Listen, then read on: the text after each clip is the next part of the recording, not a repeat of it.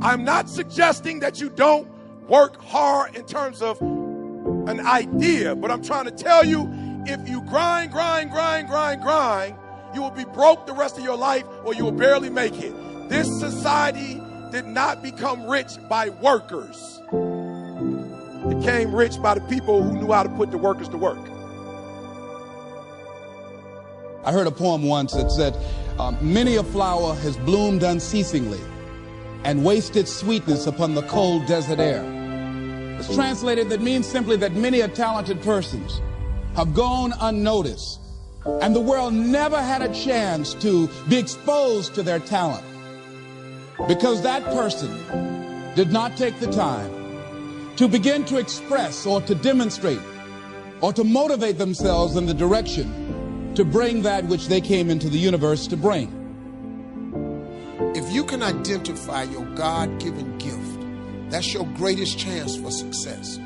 Because God gave all of you a gift. All of you are gifted, every last one of you. God gave you a gift at birth. He gave it to you. You ain't got to look for it. It's inside you. It's the thing that you do the absolute best with the least amount of effort. When you are living in your gift, when you get up in the morning to go to work, you're overjoyed.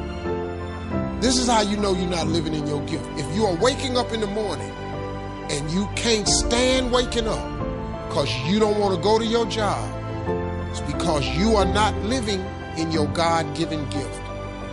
God created you to have a life of abundance, to wake up in a joyous spirit. If you're not, it's because you have not tuned in to what God created you for.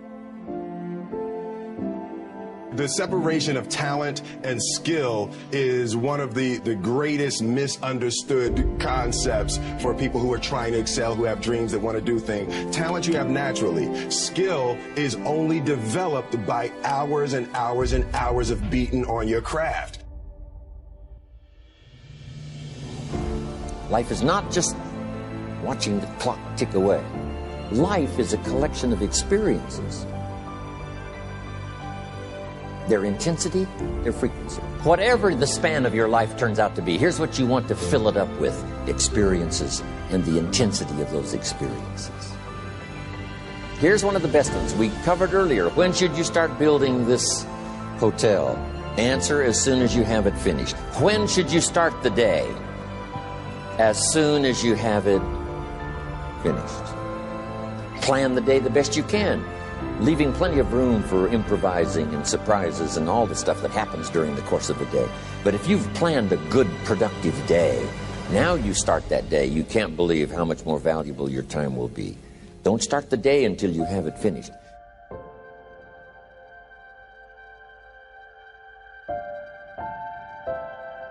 Weak people are a problem in general. And I don't mean physically weak, I mean cowardly, let's say, and deceitful, because I'm thinking it more in terms of moral weakness. Well, there's a variety of reasons. First of all, if you can't support your own weight, let's say, then someone else has to do it. And that's not good. And then if you don't make your pathway, if you don't pick a forthright and useful and noble pathway through life, then you'll become bitter and too hurt by the tragedy of existence. And then you tend to seek your revenge wherever you can get it. And that's not good. So it's a mistake on all fronts. It's not good for you. It's not good for your family. It's not good for the community. It's certainly not a good medium to long-term strategy, because life is very, very difficult and you have to be prepared for that. And I had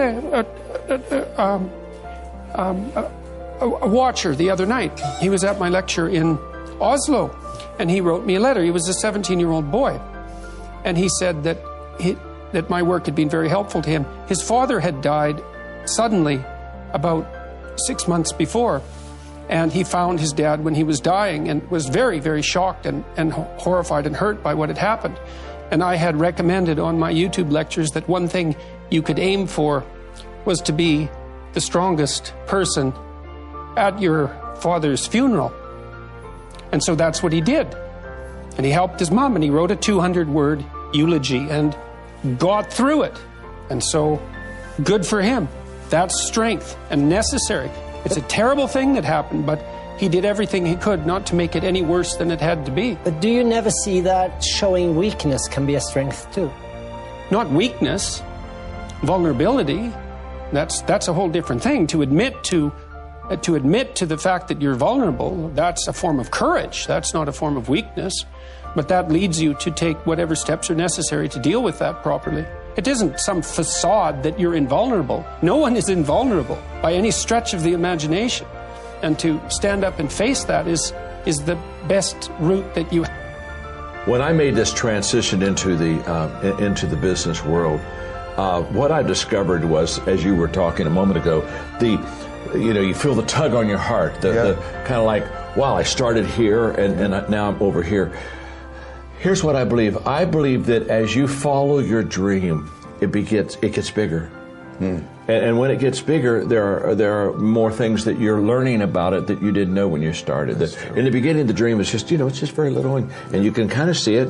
So you go that way, but then it begins to expand. Yes. And for me, it's a calling. And let me just say this: I'm not trying to be over spiritual, but somebody asked me the other day what a calling was, and I like kind of my new definition for calling. Okay. In fact, in my book, Leader Shifts, one of my chapters is shifting from career to calling, and how perfect, and how do I make that shift? But I think a calling is a purpose with a divine touch. So many times we miss happiness because we think it's out there, and so we pursue happiness. And what we need to discover is the fact that happiness is not a place that you go or a status that you attain. Happiness is an inside job. That when I am content, happy, satisfied, pleased within myself, that everybody and everything will bring happiness around me. Just as if I'm displeased on the inside, there's nothing that will bring me pleasure or happiness on the outside. Happiness is not an outside job. It's an inside job. Happiness is not something that someone brings to me or gives to me. It's something I bring to myself and give myself. So give yourself today the gift of happiness. It's your choice. And guess what? The moment that you are happy within, there's a whole bunch of happiness that you're going to experience on the outside. The only thing you have to believe in, lean close, hear my words. The only thing you have to believe in right now is that humans are capable of learning. That humans, for whatever reason, nature has chosen to not endow us with a whole bunch of pre-programmed things. So for instance, a baby horse, a foal, I believe is how you say that, when they're born, they can already walk. Literally, boom, they come out and they're walking and all is well, because that's all hardwired into them. But a horse is a horse is a horse, and they're going to stay a horse, and that's that. And you're never going to find a horse reading Chaucer, just not going to happen. So that's, all those decisions are pre-wired. Humans, on the other hand, come out, they cannot take care of themselves. They're a lump of flesh. They basically know how to suckle, and that's sort of the extent of it. But now, humans have the ability to go in all these crazy different directions, and they can learn to become an astrophysicist, they can learn to become a carpenter, a doctor, an astronaut. The number of directions that humans can go in is crazy. The amount of what was once known as junk DNA, we now know as epigenetic signaling. The way that we can respond in all these different directions to our environment, to the things that we choose to focus our energies on is truly unique to humans, is just absolutely astonishing. So understanding that that's baked into the human animal is the ability to learn and go in any direction. So once you realize that humans are adaptation machines, that we can learn anything, now it's like, okay, whatever you want to do, you can do it as long as you're willing to pay that price. I'm not saying that it's not going to be hard. It is going to be very, very hard. I'm just saying that it is doable and that you will receive a return on investment in your energies. And that's what people need to know and believe to the core of their being, that my time in this direction will be rewarded. Now, here's where people f themselves up. There is this retarded debate about whether or not it is hey, am I pre-programmed? I'm good at math, and so that's it, and I should go do things that are math, or I'm good at verbal, and I should go do things that are verbal. I'm naturally gifted as an athlete, so I should go be an athlete. Look, I'm not saying people don't get early wins. People get early wins. And if you happen to love the thing that you're getting early wins, and that's awesome, man. And you will find it just a little bit easier. You've got a headwind or a tailwind, I guess. A tailwind. You have a tailwind. And so that, yeah, love that. But if the thing that gives you the most energy in life is something that you have no natural inclinations for, then go learn that. When I say that I have zero natural ability as an entrepreneur, I mean zero. I had to learn everything from not being lazy to problem solving to overcoming my paralyzing fear to look at world like a puzzle, dealing with anxiety.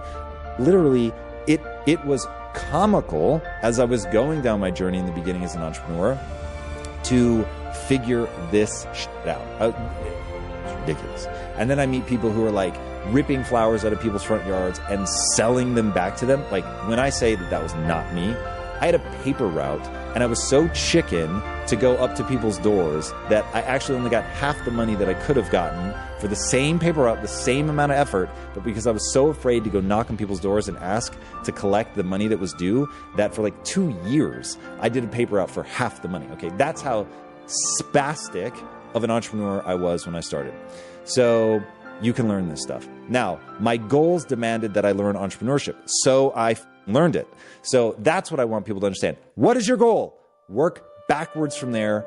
If it lines up with what you're naturally good at, that's amazing, and congratulations. But there are going to be times where it doesn't line up, and you've just got to either change your goal or recognize that I'm going to have to figure these things out. And because I'm an adaptation machine as a human being, I can do all of that.